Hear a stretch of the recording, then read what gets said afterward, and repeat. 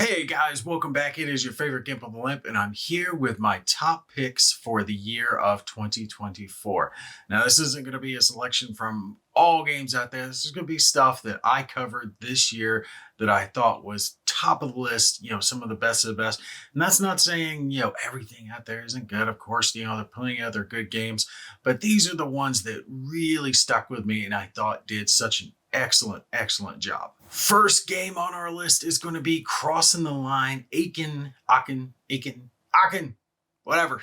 1944. This is by Volca Simulations. And I gotta say, this one caught me by surprise. When I did my review video on it, I had actually talked about the fact that I had this one in my possession for a little while. They'd sent me the game and I set it down, messed it up, forgot about it. I'd actually got this in Donnerschlag. And I covered Donnerschlag, and I forgot to come back and get Crossing the Line. So I finally got around to it, and I am definitely glad that I did.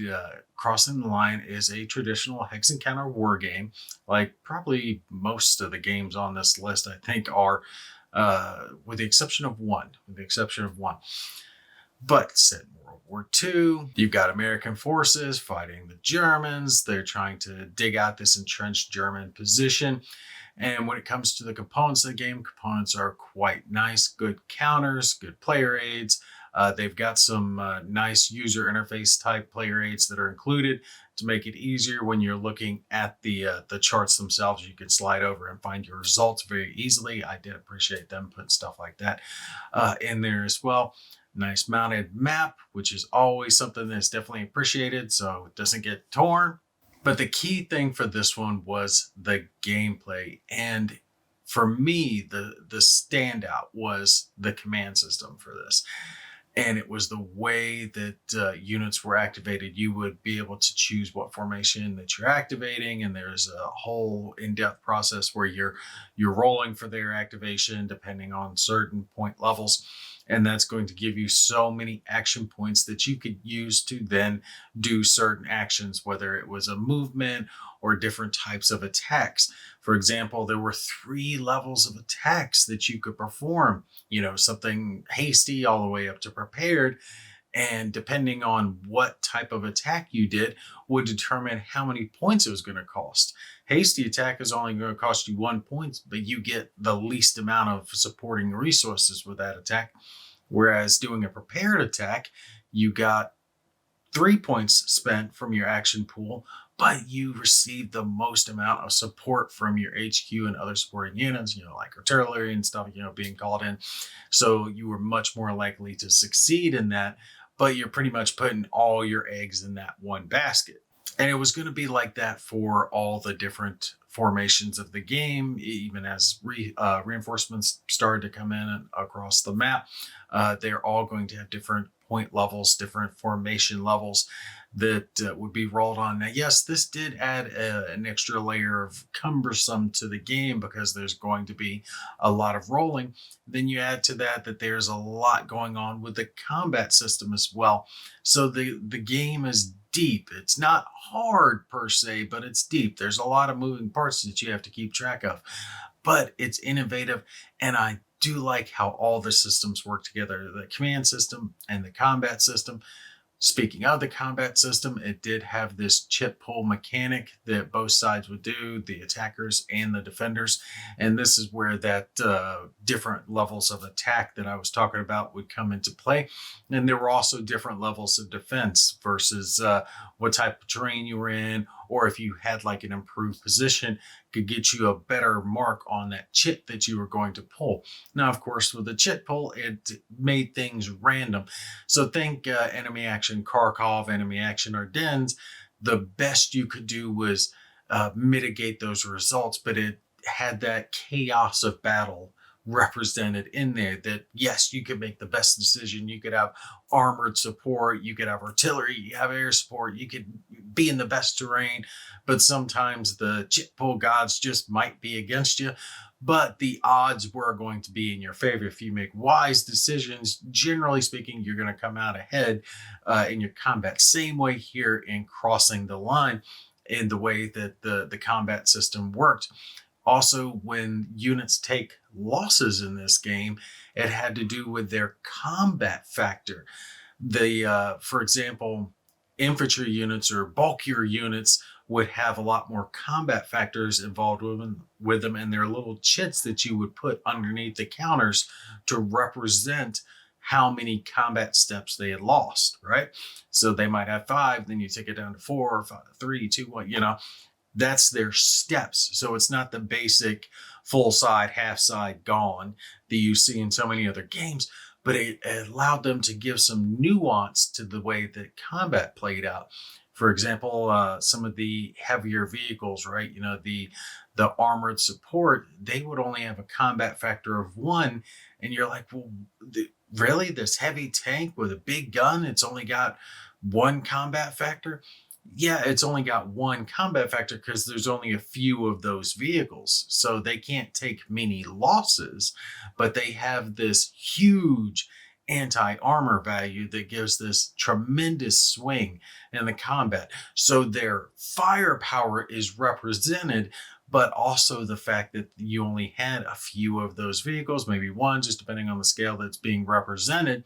So you couldn't take many combat losses, but you sure could swing a heavy hammer in that combat.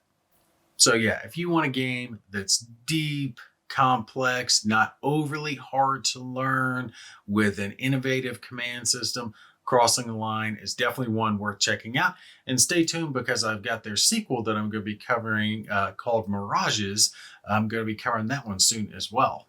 All right, next on our list is Black Horse, and this is by Tiny Battle Publishing. And the big reason I'm leaning toward this game is it's a lot of fun. I think it's well done for the most part. We'll touch on one little addendum to that. But the key thing about this game is it gave the ability to have that big Third World War feel in a smaller, tighter, quicker to play package.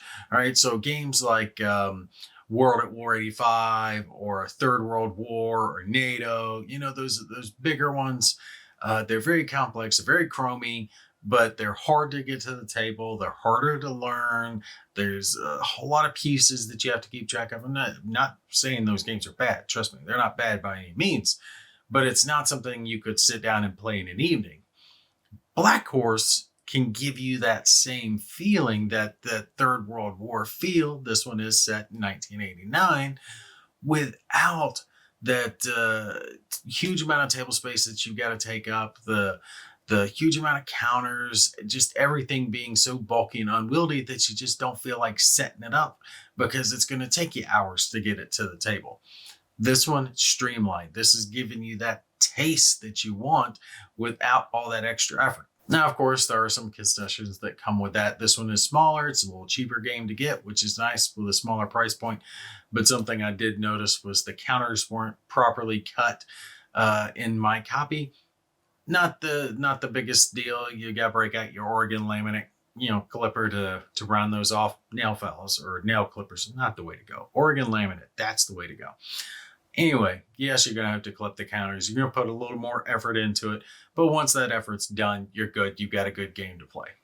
When it comes to the gameplay, the movement, the combat, the shooting, all that stuff, fairly not basic, but standard for a hex encounter war game. This one, again, is the command system, which is setting it apart. As you activate your formations, they're going to build up stress. They're going to build up more stress depending on what's going on the battlefield. If they're engaged, it's going to cost them more points to activate. Engaged meaning they've got rounds flinging in both directions. They're taking fire now. So it's going to cost you 1, 2 points, whatever, on the formation chart when you activate it. When you first activate a formation, they're in green, they're good, they're stress-free, la, la, la, la. So you have to roll that D10 to see if there's any negative effects. Well, right there at the beginning in green, there's not going to be any negative effects. But as you gain stress points through multiple activations, you're going to go from, green to whatever it is, the yellow, orange, red. Basically, you're going to get harder on that track, and there's more likely for bad things to happen. Plus, you can only recover so many command points between each turn, which means if you overstress a unit this time, they might not go all the way back to green. They might still be in yellow on the next turn. So you have to decide how far you want to push an activation of a unit. Not to mention, are you wanting to spend those points towards reacting to the enemy, or would you rather save those points and use them for your own actual activations? There's a lot going on with this command system. It's not hard to understand by any means, but you have that floating desire. How far do I want to push it with each one of the formations? And it's similar to crossing the line in that regard. Crossing the line, it had where you started with a lot, right? The formation was good and you lost points over the course of your activations. Whereas Black Horse, you start with low numbers and you build up, but they both have a similar premise in how the unit formation activations work. All right, the next one on our list is a biggie. This one is an excellent game. Might be a little hard to find because Thin Red Line doesn't do huge print runs. But it is The Fate of All by Thin Red Line Games. This one is simply excellent. This one is old-timey. They say it's loosely inspired by SPI's The Conquerors, and it is covering the first 4 years of the campaign of Alexander against the, I can never say this,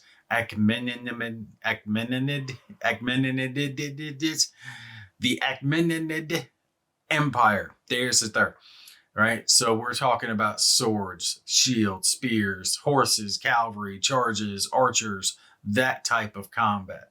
Now, the key thing with Thin Red Line Games is they don't do anything half-assed. If they make a game, they pour their heart and soul into it.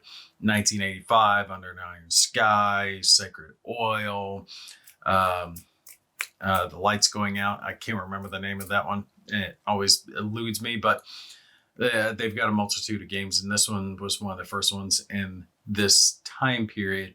But they always do their research. They've got the combat factors and unit factors and the leadership factors, all of that really plotted out historically on how these units would accurately be portrayed against each other. It is a hex encounter type game, but it's strategic and tactical.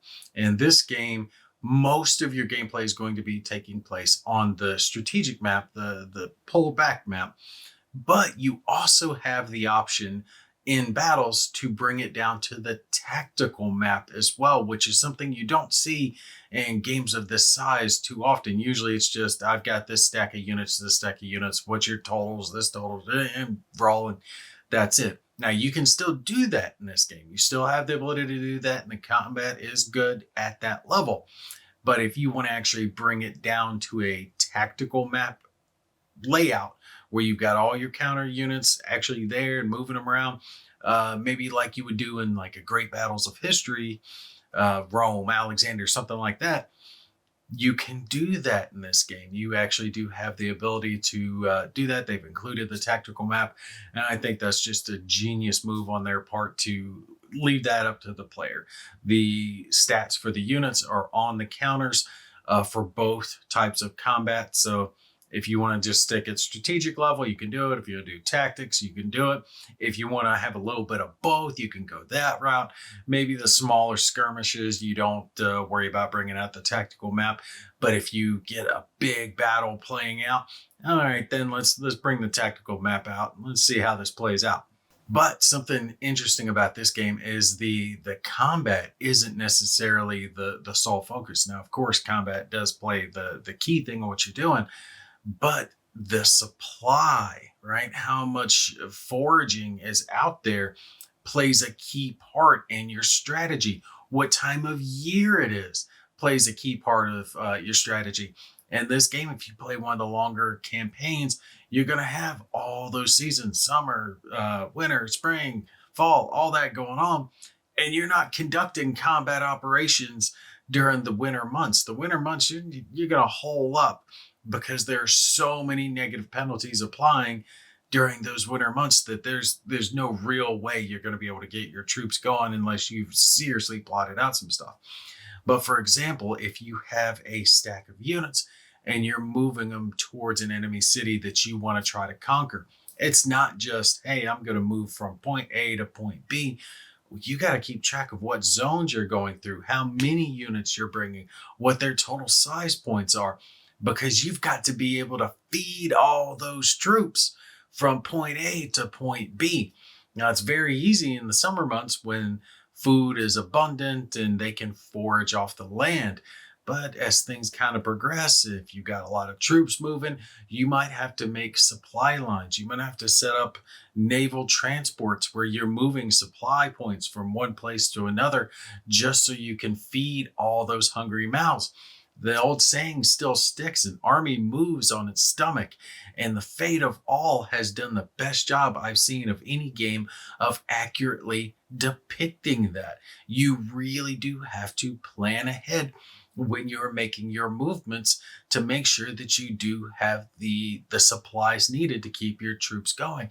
And not only that, your opponent doesn't get to just sit back and relax on your turn either. They have the ability to react to your movements. And depending on how close that you get to them, depending on where you're going, if you're attacking, going to the city, whatever, they have the ability to react. But it's not just a react as in, I'm going to attack you when you're moving through this hex. Your reaction can be reinforcing where they're going. So you don't necessarily have to go and meet them in the field somewhere. Maybe they're trying to attack a smaller garrison force that you have located in their target city. So you react by moving a larger force into that city to help garrison it and hold off the incoming attack. And that's not even getting into all the political machinations that go on with this game as well. There's control, there's trust, there's diplomacy, there's a back and forth as you're taking control of things. It's not just, okay, I've got control of the city now. There's other repercussions that go along with that. I could talk about this game for a while, but if you like combat in that time frame, strategic style gameplay, this one is definitely one you want to try to get if you can find a copy of it. There really are no other games like what Thin Red Line Games puts out. They really do put out some outstanding stuff. Just be mindful. It's going to take you a little while to learn it. This one is deep, like deep. You're going to read that rule book more than once, and you're also going to read that campaign book and that example playbook more than once as you're learning this game. But the juice is absolutely worth the squeeze. All right. We're getting close to the end. We got 2 games left. 2 games left. And this next one should not surprise anybody. World at War 85, Blood and Fury. It's awesome. All right, so I'll address the elephant in the room right off the bat. Yes, there were delays getting this game out. I didn't like it any more than anyone else has. I've watched the updates, the ship's coming in. He's plotted out exactly as I think it might even be in by now. But regardless, it will be here soon. Everyone will have a copy. Some people were hating on me for showing off the game.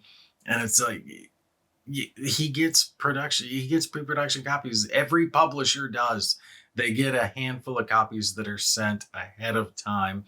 All publishers get these, and they put them out as marketing so people can start advertising the game before it actually arrives in its bulk form. It's there, it exists, it's coming. Your copy's going to be there, and it's going to be worth it. When I'm talking about this game, I've talked about World War 85 so much. I don't even know what else I can say about the game. I've done massive amounts of coverage of its previous edition, Storming the Gap. Blood and Fury is just carrying on more of the goodness that we already liked in Storming the Gap. There's new stuff, but not a whole lot of new stuff, but some new stuff. Go check out my video. It's review/what's new on Blood and Fury to see the specifics, but it's a lot of admin type stuff, changing counters around to make it easier to see and control stuff, and extra units, a whole lot of British units, a lot of Soviet units, smattering of US units. A lot of just cool stuff being added to it, but the gameplay itself is still pretty much the same core gameplay that we saw in Storm in the Gap, which is not a bad thing because Storm in the Gap was Game of the year it came out. All right. When you're activating your units, there's not a chit pull, but a card pull. You're drawing cards to figure out what formations activate. That is the neatest aspect, key aspect of this game when you are activating those units, because you don't know who, what, when, where, or how, or what's going to happen. It's going to be different every turn to turn to turn. Now, in smaller scenarios, you don't get to see the real beauty of it play out as you do in those bigger scenarios where you've got multiple formations on each side that are getting activated. So what I mean by this is, say you draw a card and you activate the US armored formation. All right, you draw the next card, it's going to be this card, it's going to be this formation. It's never going to be the same. The next turn is going to be completely different from this turn. You're going to shuffle those cards up. But included in there are a couple of end of turn cards. When both of those cards are drawn, if you haven't activated, you don't activate this turn. And that's what I mean. The turn isn't guaranteed to you. You might not get to activate it. So you can't plan your battle strategy as a definite. Now, the good part is that it is definite on the next turn. Any formations that do not get to activate on this turn do get to place their HQs on one of those end of turn cards to guarantee that their formation card will be drawn on the next turn, right? But it's only them. There's possibilities others might not activate. Like I said, that really starts to play into it when you have a large battle playing out, lots of formations that are activating, and you're drawing this card. Maybe a bunch of Soviet cards get just drawn in a row and they get to make a big push. Maybe it's all back and forth, I go, you go. It's going to be random in how you're activating your units. To that, the actual gameplay, while the rules are pretty in-depth and deep, it's a big rule book. There's hundreds of pages to it. Now, the rules aren't hundreds of pages. There's a lot of examples and addendums and charts in the rule book as well. The gameplay itself is not hard to understand by any means. The numbers on the counters are really simple once you learn what they mean. Something like what the range is, how many dice they're going to roll, and what number they're looking for. That's pretty much all the numbers tell you, right? And you're going to have for different types of stats across the board, whether it's against armored targets or soft targets like infantry or soft vehicles, whether it's their defensive value for their own armor, or whether it's their assault value. So if they get stuck in hand-to-hand, they'll have combat values there as well. So while there is a lot to the game, a lot of moving parts, the actual core rules themselves are not difficult by any means. Plus, they did set up the AI chatbot thing. That way you can use that. I've got it linked in my previous video. You can type into the chatbot whatever question you have, and it will pop up the answer. So it's the first publisher I've seen who's done this, and it is excellent. It saves you trouble having to dig through for some rule-specific thing in the rule book. You can just type it right into the chatbot, and it's going to give you that answer. So yeah, Blood and Fury is just more World at War 85 goodness that was already great to begin with, and we're just getting another helping of it, and I can't be happier about it.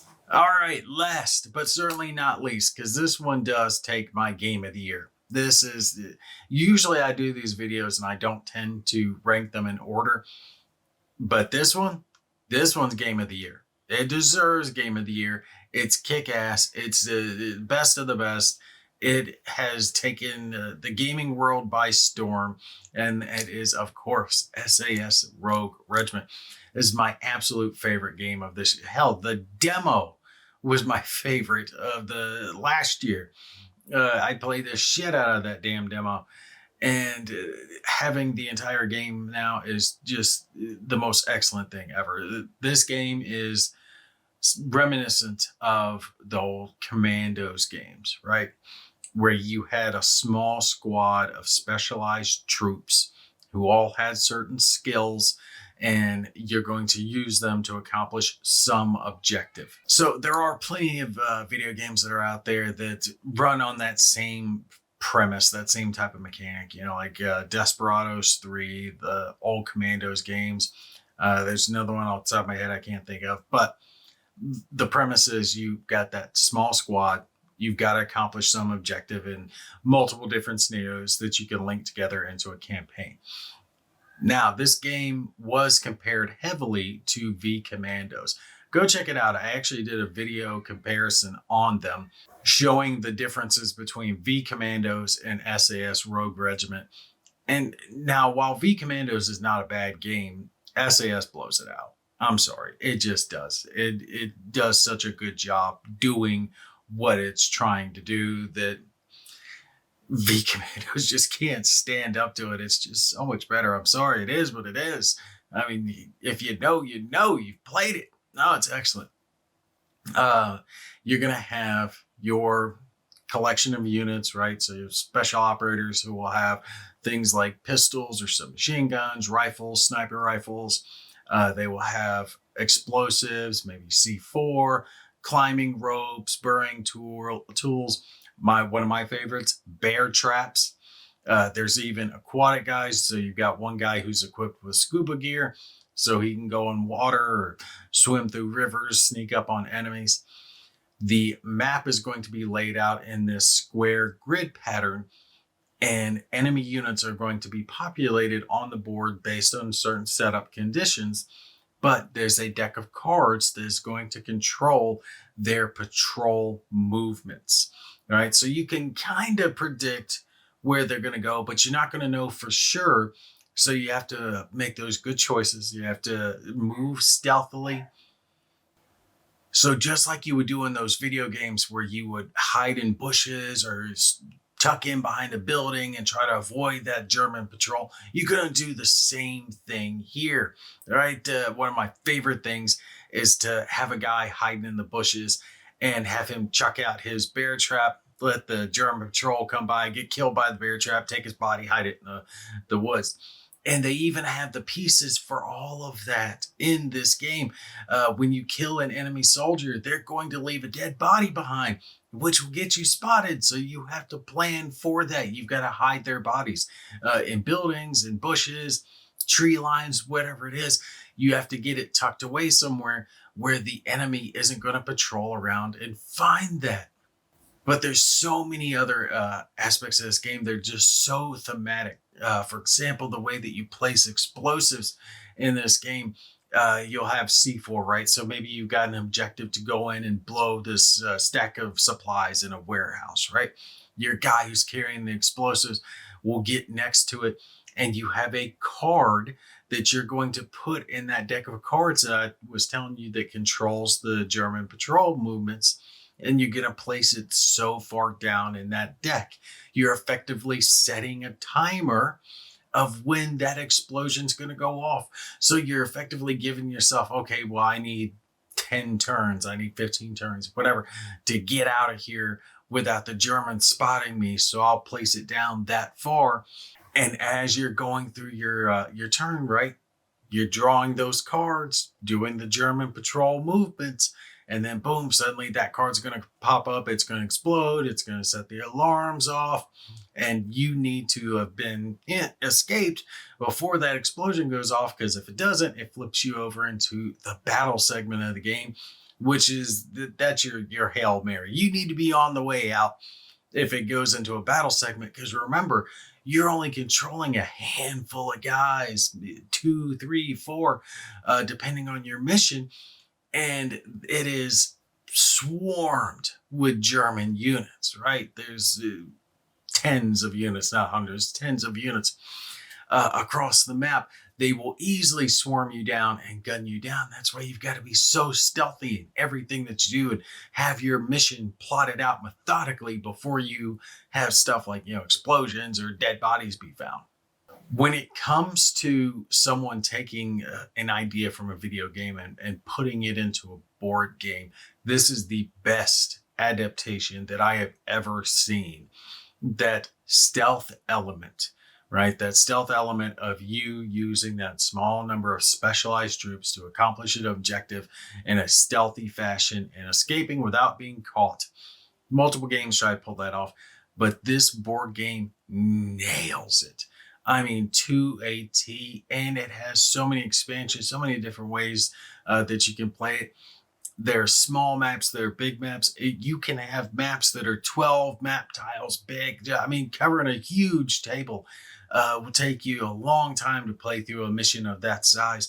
It's just excellent. There's so many ways to play this game. There's so many excellent pieces for it. Uh, the expansions that add all the other cool things. I can't even begin to list all of them that get added into it, including a Typhoon fighter that you can use to call in air support to gun down all those German troops. Basically, if you like stealth gameplay, you're doing yourself a disservice by not having this game. It is, bar none, the best. And I'm not saying that because they sent me a copy of it. I'm saying that because it's excellent. I backed their expansion. I backed it, right? Didn't say anything. I backed it. I believe in this game. I wholeheartedly support this game. Top favorite game of this year, SAS Rogue Regiment. I can't recommend it enough. The components are great. The rules are well done. The most that I can give the rules a little on it is that line of sight can maybe get a little fiddly here or there, but it's really not that big of a deal to me. And if it comes down to it, I'll just roll a dice, to determine, all right, 1 to 3 you can see, 4 to 6 you can't, and just go on with my day. That's the biggest gripe that I can come up with the game, is that occasionally you might come up with some off scenarios when it comes to your line of sight. Everything has just been thought of. When it comes to the enemies patrolling, turning, sentries walking, Axis units, they can have tanks, machine guns, anti-aircraft units, all different types of. They even got sniffer dogs out there. You can even have a woman who is a part of your team who can be used to distract the German guards, just like you would see in some of these video games. She'll go up and light a cigarette, start flirting with them, like, oh no, look over here. Pay attention to, don't look over there. You go look this way. So your troops can go everything about this game is just so well thought out, so apt and thematic to the gameplay that it's trying to simulate. It's phenomenal. I can't recommend it enough. And the price point isn't bad too. You can get the base game on Amazon for $65. And for the amount of gameplay that you get in that, now you don't get the Kickstarter extras, just so you know. But for the amount of gameplay you get with just the core box for like $65, I mean, good grief. 100% worth it. I would have expected them to be selling it for much more than that. So the game isn't expensive. I did see there's still some copies floating around on Amazon, some of the expansions. eBay, you're going to start paying through the nose a little more. You might still be able to jump onto their campaign for Operation Gain, the expansion to it. And I know you could buy the black box version of it, which is excellent. It has all the expansions in it. So check there. You might still be able to late pledge. And if you can, you should. All right, but that is going to be it for me. I hope you guys enjoyed it. This is my top 5 of 2024. Bunch of games, definitely worth checking out, especially that last one. Well, all of them are good, just depending on what you're into. But yeah, SAS really captured my attention this year. It did such an excellent job. I can't recommend that one enough. I hope you guys have a Merry Christmas and a Happy New Year.